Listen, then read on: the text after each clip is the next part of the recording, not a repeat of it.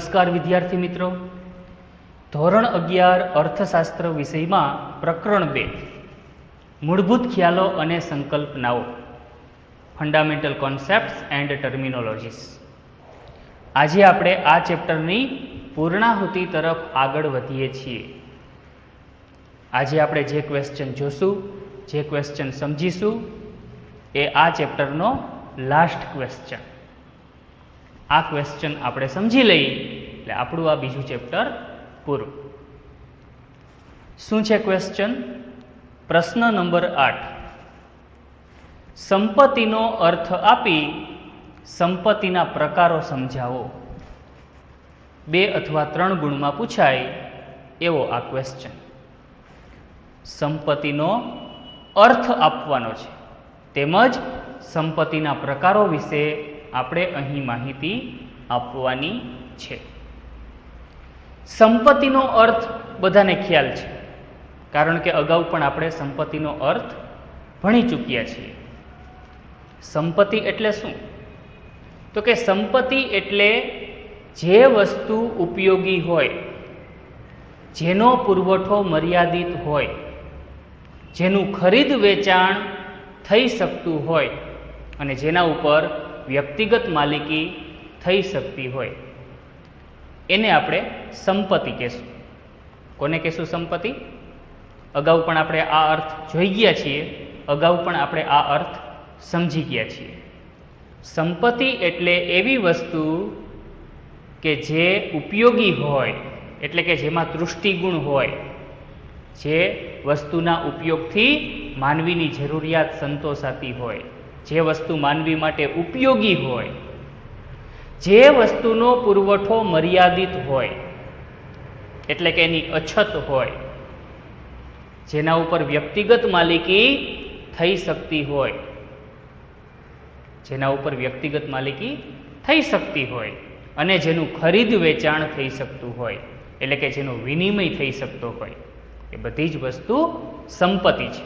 જેમ કે મકાન માનવી માટે ઉપયોગી છે. મકાન છે એ માનવી માટે ઉપયોગી છે.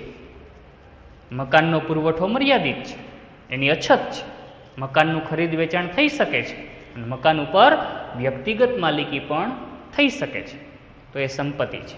એટલે અર્થ તો આપણે અગાઉ જોઈ ગયા છીએ, એ જ અર્થ તમને રિપીટ કર્યો. આજે આપણે સંપત્તિના પ્રકારો વિશે માહિતી મેળવવાની છે. સંપત્તિના અહીં આપણે 4 પ્રકારો જોશું: વ્યક્તિગત સંપત્તિ, સામાજિક કે સાર્વજનિક સંપત્તિ, રાષ્ટ્રીય સંપત્તિ અને આંતરરાષ્ટ્રીય સંપત્તિ. સંપત્તિના કેટલા પ્રકાર? 4. વ્યક્તિગત સંપત્તિ અને સામાજિક સંપત્તિ, રાષ્ટ્રીય સંપત્તિ અને આંતરરાષ્ટ્રીય સંપત્તિ. આ રીતે આપણે 4 પ્રકારો સંપત્તિના જોશું. તો સૌથી પહેલા આપણે વાત કરીએ વ્યક્તિગત સંપત્તિની. ખૂબ સહેલો ક્વેશ્ચન છે. એકવાર તમે વિડીયો જોશો એટલે પણ તમને સમજાઈ જશે. વ્યક્તિગત સંપત્તિ કોને કહેશું? તો કે જે સંપત્તિની માલિકી વ્યક્તિની કે ખાનગી પેઢીની સ્વતંત્ર માલિકી હોય. જે સંપત્તિની માલિકી વ્યક્તિની કે ખાનગી પેઢીની સ્વતંત્ર માલિકી હોય તે વ્યક્તિગત સંપત્તિ ગણાય. બરાબર?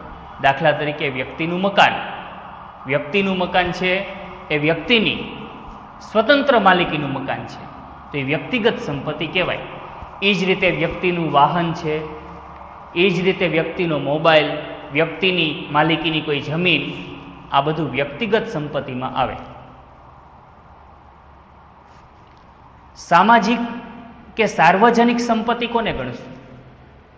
એના વિશેની હવે આપણે વાત કરીએ.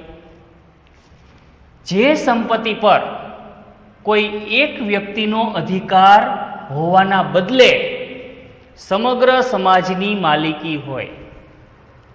જે સંપત્તિ ઉપર કોઈ એક વ્યક્તિનો અધિકાર ન હોય પણ સમગ્ર સમાજનો અધિકાર હોય, આવી સંપત્તિને આપણે સામાજિક સંપત્તિ તરીકે ગણશું, સાર્વજનિક સંપત્તિ તરીકે ગણશું.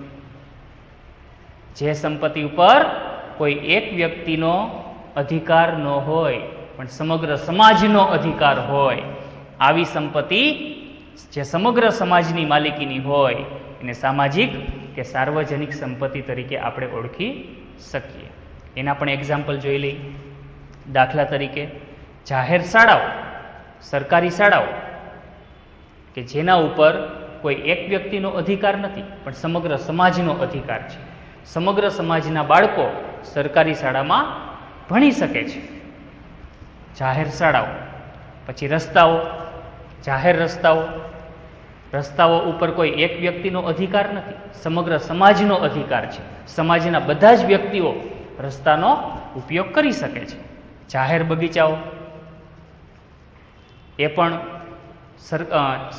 સમગ્ર સમાજની માલિકી છે, જેના ઉપર સમાજના બધા જ લોકો જાહેર બગીચાઓનો ઉપયોગ કરી શકે છે. તો અહીં સામાજિક કે સાર્વજનિક સંપત્તિ એટલે એવી સંપત્તિ કે જેના ઉપર કોઈ એક વ્યક્તિની માલિકી ન હોય પણ સમગ્ર સમાજની માલિકી હોય. સમગ્ર સમાજના બધા જ લોકો જે સંપત્તિનો ઉપયોગ કરી શકતા હોય, જે સંપત્તિ ઉપર અધિકાર ધરાવતા હોય, આવી સંપત્તિને આપણે સાર્વજનિક કે સામાજિક સંપત્તિ તરીકે ગણશું. તો આ બીજો પ્રકાર. હવે વાત આવે ત્રીજા પ્રકારની, રાષ્ટ્રીય સંપત્તિ. રાષ્ટ્રીય સંપત્તિ કોને કહેવાય? સિમ્પલ વ્યાખ્યા યાદ રાખજો, એક એક માર્કમાં તમને પૂછાશે. વ્યક્તિગત સંપત્તિ કોને કહેવાય, સામાજિક સંપત્તિ કોને કહેવાય, રાષ્ટ્રીય સંપત્તિ કોને કહેવાય, આંતરરાષ્ટ્રીય સંપત્તિ કોને કહેવાય, આ બધા જ ક્વેશ્ચન તમને એક એક માર્કમાં પૂછાય એવા ક્વેશ્ચન છે. એક્ઝામ્પલ સાથે આપણે આ સમજૂતી આપવાની થાય. રાષ્ટ્રીય સંપત્તિ કોને કહેવાય એની આપણે એક વ્યાખ્યા જોઈએ. કોઈ એક રાષ્ટ્રમાં વસતા લોકોની વ્યક્તિગત સંપત્તિ અને સાર્વજનિક સંપત્તિ એનો સરવાળો કરવાથી રાષ્ટ્રીય સંપત્તિ પ્રાપ્ત થાય. કોઈ એક રાષ્ટ્રમાં વસતા લોકોની વ્યક્તિગત સંપત્તિ અને સાર્વજનિક સંપત્તિ બંનેનો સરવાળો કરવાથી રાષ્ટ્રીય સંપત્તિ પ્રાપ્ત થાય. એટલે સિમ્પલ વ્યાખ્યા, સહેલી વ્યાખ્યા, કોઈ એક રાષ્ટ્રમાં વસતા લોકોની વ્યક્તિગત સંપત્તિ અને સાર્વજનિક સંપત્તિ એટલે કે સામાજિક સંપત્તિ બંનેનો સરવાળો એટલે રાષ્ટ્રીય સંપત્તિ. એક્ઝામ્પલ જોઈએ. ભારત દેશની નદીઓ, તળાવ, ભારત દેશના જંગલ, દેશની ઐતિહાસિક ઇમારતો, તાજમહેલ, લાલ કિલ્લો વગેરે, આપણો જે સાંસ્કૃતિક અને સાહિત્યિક વારસો છે, ઋગ્વેદ, યજુર્વેદ, સામવેદ, અર્થવેદ, બધા જે ઉપનિષદ ગ્રંથો છે, બધું જ આપણી રાષ્ટ્રીય સંપત્તિ છે. તો આ થઈ રાષ્ટ્રીય સંપત્તિની વાત. હવે આવે છે સંપત્તિના પ્રકારમાં ચોથો પ્રકાર, આંતરરાષ્ટ્રીય સંપત્તિ. આંતરરાષ્ટ્રીય સંપત્તિ કોને કહેશું? સિમ્પલ વ્યાખ્યા, સહેલી વ્યાખ્યા, જે સંપત્તિ પર કોઈ એક વ્યક્તિનો અધિકાર ન હોય, કોઈ એક સમાજનો અધિકાર ન હોય, કોઈ એક રાષ્ટ્રનો અધિકાર ન હોય, પણ દુનિયાના બધા જ દેશોની માલિકી હોય, દુનિયાના બધા જ દેશોનો જે સંપત્તિ ઉપર અધિકાર હોય, આવી સંપત્તિને આપણે આંતરરાષ્ટ્રીય સંપત્તિ તરીકે ગણશું. આવી સંપત્તિને આપણે આંતરરાષ્ટ્રીય સંપત્તિ તરીકે ઓળખશું. જે સંપત્તિ પર કોઈ એક વ્યક્તિ, સમાજ કે રાષ્ટ્રની માલિકી હોવાને બદલે દુનિયાના બધા જ દેશોની માલિકી હોય એને આંતરરાષ્ટ્રીય સંપત્તિ તરીકે ઓળખવામાં આવે છે. હવે આપણને ક્વેશ્ચન થાય, એવી કઈ સંપત્તિ કે જેના ઉપર કોઈ એક વ્યક્તિ, કોઈ એક રાષ્ટ્ર કે કોઈ એક સમાજનો અધિકાર હોવાને બદલે દુનિયાના તમામ દેશોનો અધિકાર છે? એવી સંપત્તિમાં કેનો સમાવેશ થાય? તો એક્ઝામ્પલ જો, કોઈ એક દેશની હદ છોડ્યા પછીનો દરિયો એ આંતરરાષ્ટ્રીય સંપત્તિ છે. ભારત દેશની જે સરહદ છે, સરહદથી લગભગ 20 કિલોમીટર જેટલો દરિયો ભારત દેશની માલિકીમાં આવે. ભારત દેશની જે દરિયાઈ સરહદ છે, એ દરિયાઈ સરહદથી 20 કિલોમીટર જેટલો દરિયો એ ભારતની સંપત્તિમાં આવે.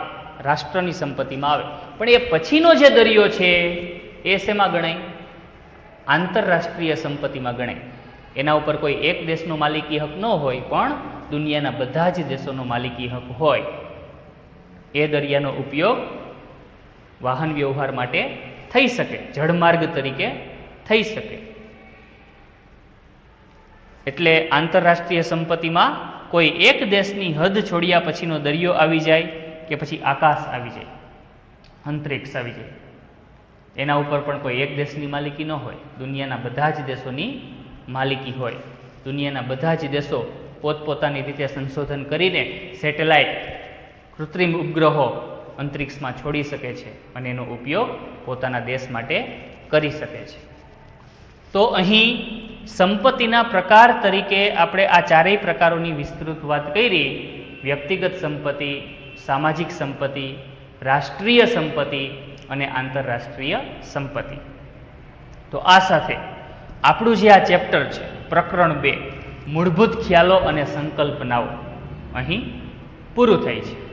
અત્યાર સુધીમાં આપણે કયા કયા ક્વેશ્ચનોની વાત કરી? તો કે મૂલ્યનો અર્થ આપી ઉપયોગિતા મૂલ્ય અને વિનિમય મૂલ્ય વચ્ચેનો સંબંધ સ્પષ્ટ કરો. સૌથી પહેલો ક્વેશ્ચન યાદ કરો.